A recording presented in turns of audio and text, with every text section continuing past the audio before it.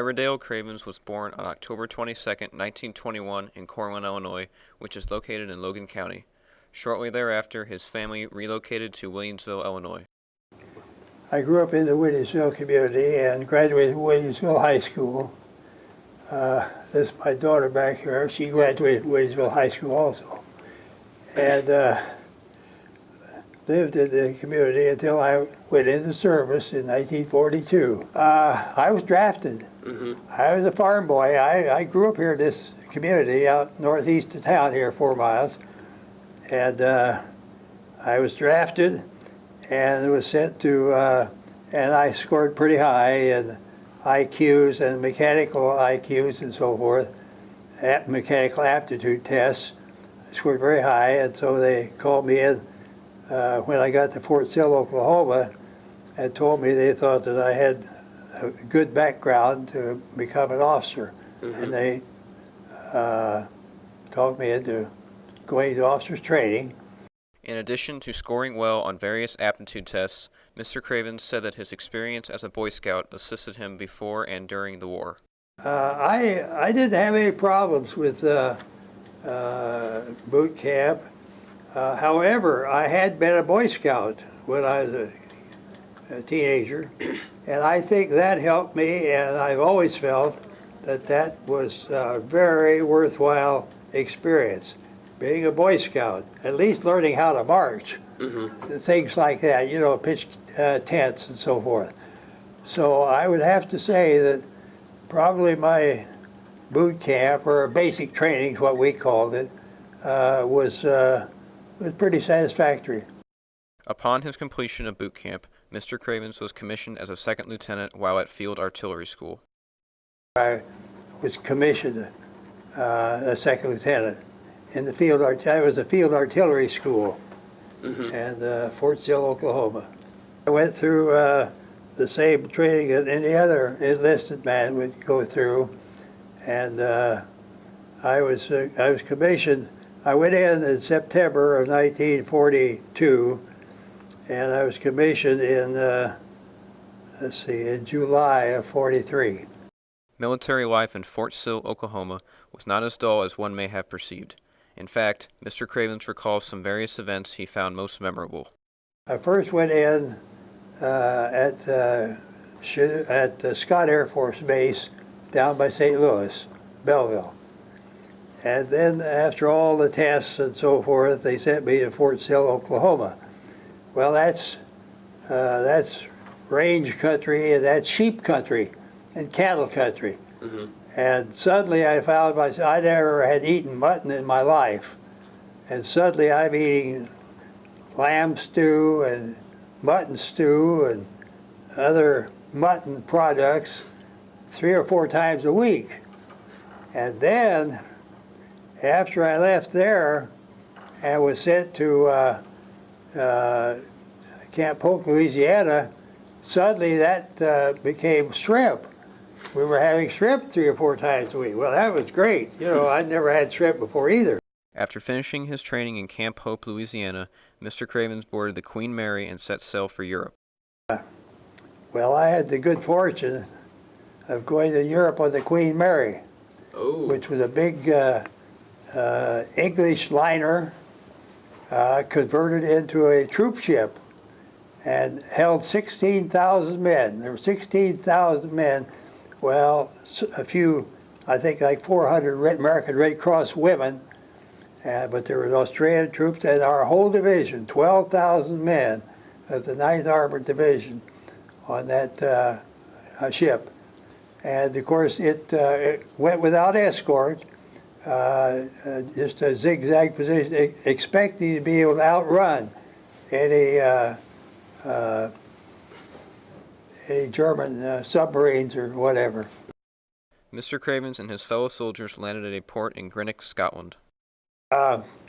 Greenock in Scotland, northern Scotland, a little town of Greenock, and that's where most of the big liners went. And then we took a train from there down through England, through London, and on down to the southern part of England on the Salisbury Plains. And we were there in a tent city for about a month before we went on across the channels. We got into England about August, the last part of August of 44, and then we spent about, down through England, and then we spent about a month in southern England getting our equipment and so forth.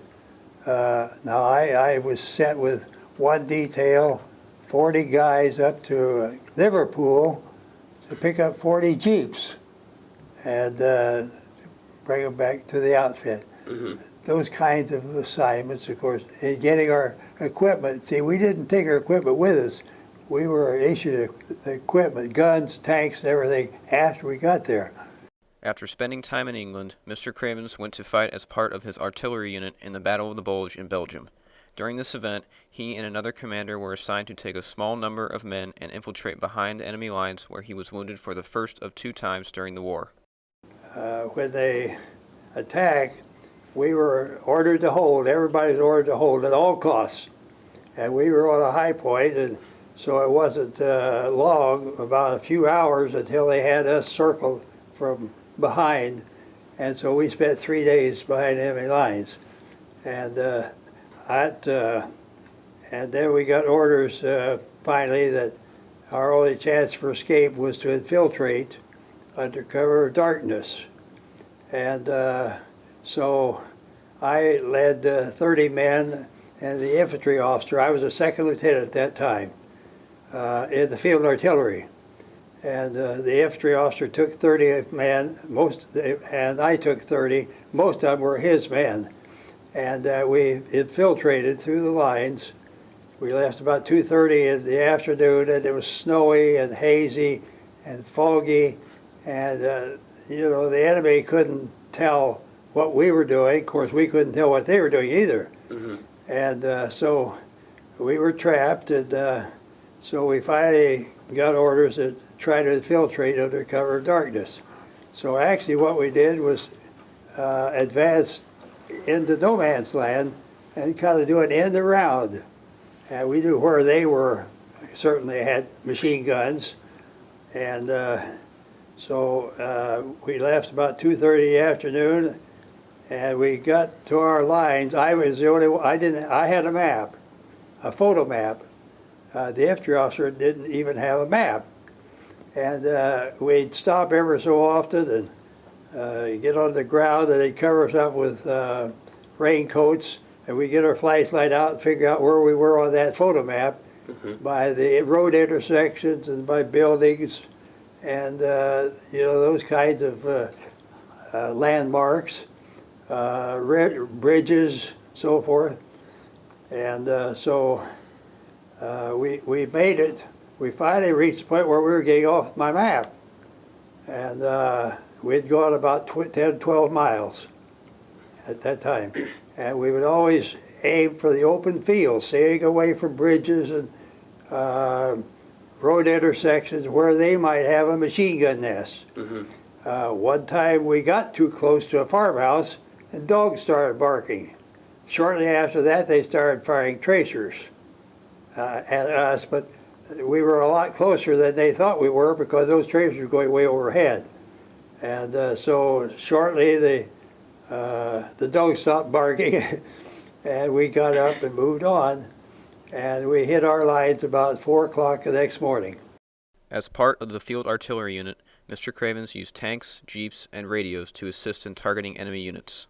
Part of the time I would use a tank in support of tank units in attacking. And then there'd be other times when I would use maybe a jeep, and you couldn't get up too far front with a jeep, of course, not where the enemy could pick you up.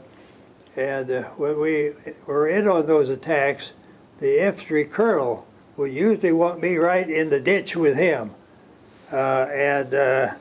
So he had ready access to field artillery when he found targets that were giving him trouble. The second night, the next morning, I looked down, and the bridge that we had blown out the day before, that the Germans had built across the river, was they'd built it again up the river about 100 yards. And so we knocked it out, and they didn't build another one. But while we were there, I spotted a line of German ambulances coming down the road on the other side of the river into our area, and then they'd pull into the woods, and then their guys would come and unload ammunition out of those ambulances. And the record shows we were authorized then to fire on German ambulances. They were hauling ammunition with those ambulances, as well as then picking up injured guys to take them back. Mr. Cravens was later involved in fighting along the Rhine River, where he was wounded the second time. When I was wounded,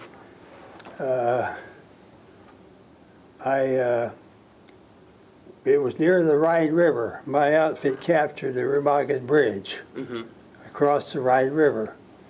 And that's where I was wounded the second time. And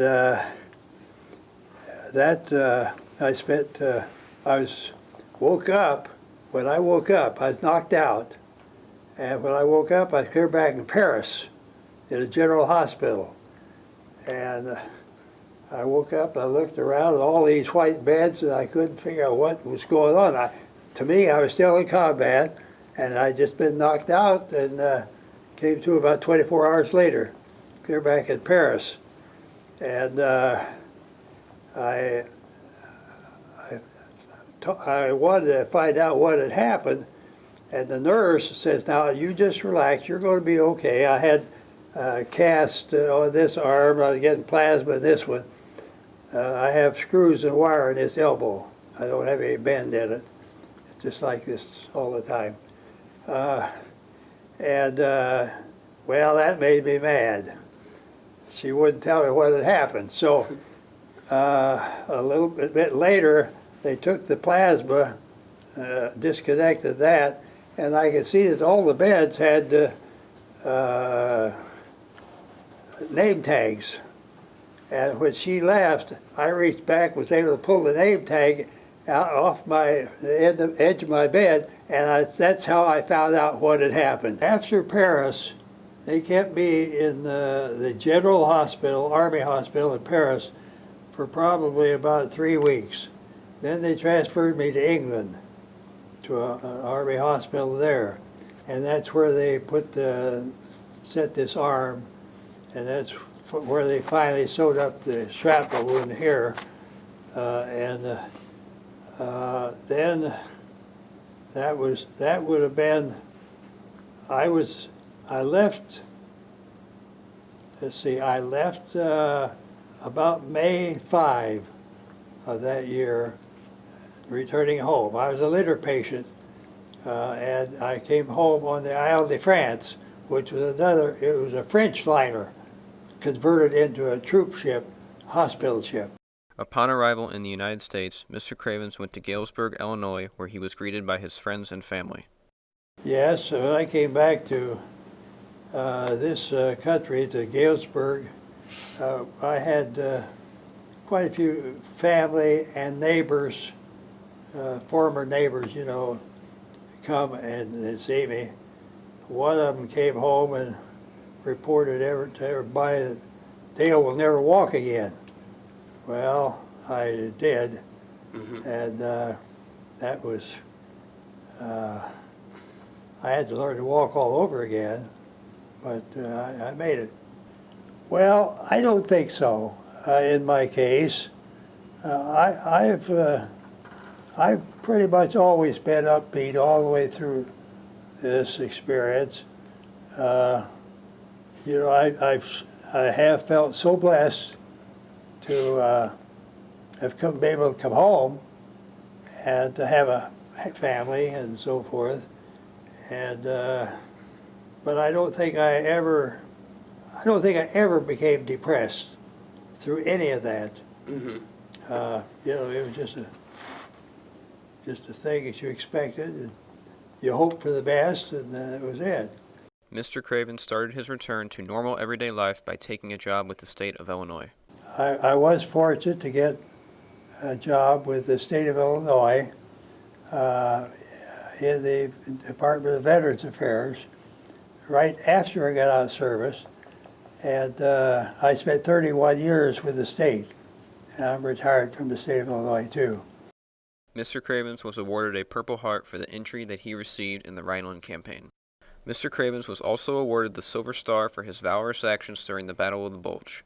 The following is part of the citation he was awarded on January 31, 1945.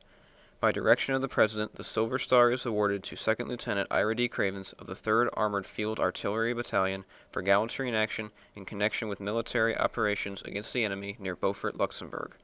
He directed artillery fire on the enemy for a day and a half, though he and about 30 supported infantrymen were surrounded by the enemy. Second Lieutenant Cravens' total disregard for his personal safety and determined devotion to duty caused the loss to the enemy of several rocket guns, delayed their timetable to attack, and inflicted heavy casualties. The outstanding initiative and cool-headed leadership displayed by Second Lieutenant Cravens reflect great credit upon himself and the armed forces. We would like to thank Mr. Cravens for his participation in this project and for his service to our country. We have learned a great deal from this project, and we now have a greater understanding of military life during World War II.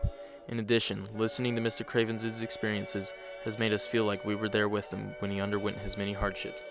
We believe that his story about being behind enemy lines was especially interesting due to the great risk taken by him and his fellow soldiers.